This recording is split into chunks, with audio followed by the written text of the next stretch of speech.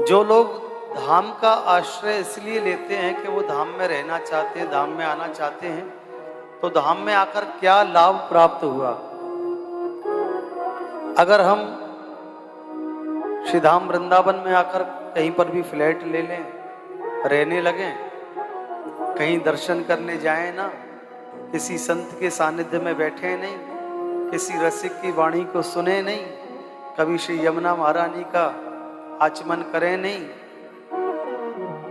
देवालयों के दर्शन करें नहीं, बस एक फ्लैट लेके हम अपने कमरे में ही पड़े रहें, तो इसको वृंदावन वास नहीं कहते। वास्तविकता में वृंदावन का वास उन्हीं लोगों का है जो कि श्रीधाम वृंदावन में आकर निरंतर प्रभु की सेवा में, निरंतर संतों की सेवा में, निरंतर रसिकों की सेवा में लगे हुए हैं और निरंतर उनका जप कर रहे हैं, उनका भजन कर रहे हैं, दर्शन कर रहे हैं।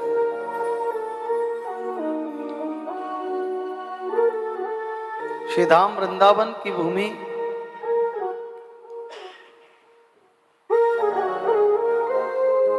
दर्शन के माध्यम से, स्नान के माध्यम से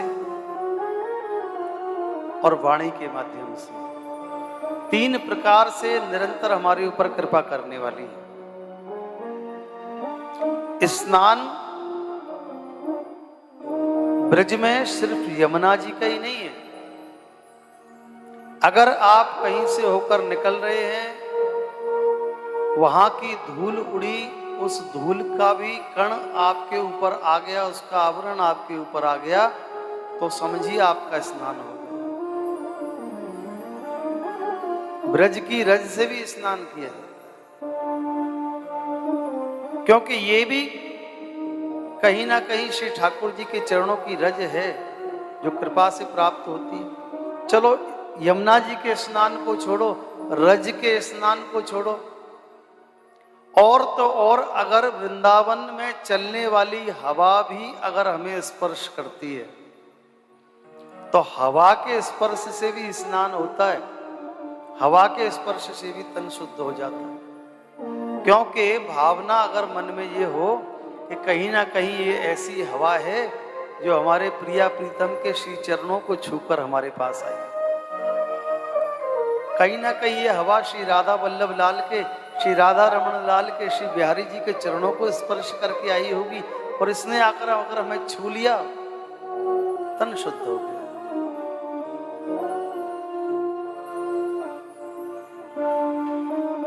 तो धाम में अनेक प्रकार से कृपा प्राप्त होती है, लेकिन कृपा किन्हें मिलती है? जो इस कृपा की छतरी के नीचे आना जानते हैं, जिनको लालसा है, जिसको चाहना है कि मैं भगवान की छतरी के नीचे आकर खड़ा हो जाऊं तो इनकी कृपा मुझे प्राप्त होती रहे।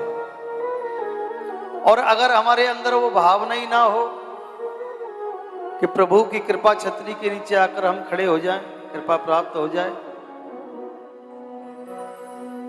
तो प्रभु भी तो कहते हैं ना, जो तू आवे एक पग तो मैं आऊं 60,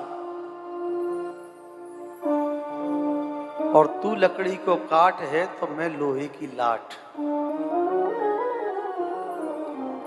कृपा करने के लिए तैयार है, हर प्रकार से कृपा करने के लिए तैयार है, परंतु कृपा उन्हीं को प्राप्त होती है जो कृपा प्राप्त करना चाहते हैं। कृपा उन्हीं को प्राप्त होती है जो उस कृपा के आश्रय में आ जाते हैं।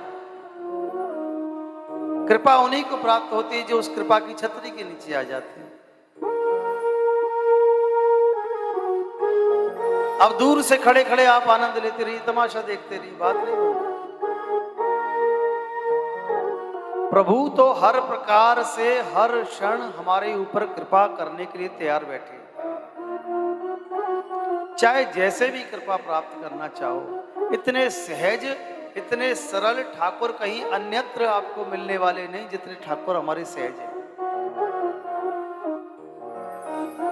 हमारे वृंदावन के रसिक कहते हैं कि तेरे को अगर भाव नहीं आता, सेवा करनी नहीं आती, पूजा करनी नहीं आती, छोड़, प्रेम करना तो सीख। अगर प्रेम कर लिया बस बात बन गई। और इससे ज्यादा कौन सा ठाकुर सहज चाहिए।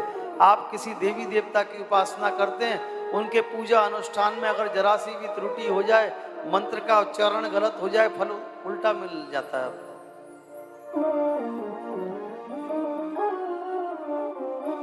अगर मंत्र जाप गलत हो जाए, पूरा अनुष्ठान खराब हो जाता है।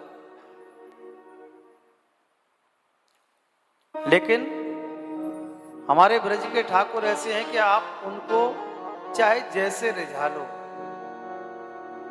चाहे जैसे मना लो, सहज भाव से रिझ जाते हैं।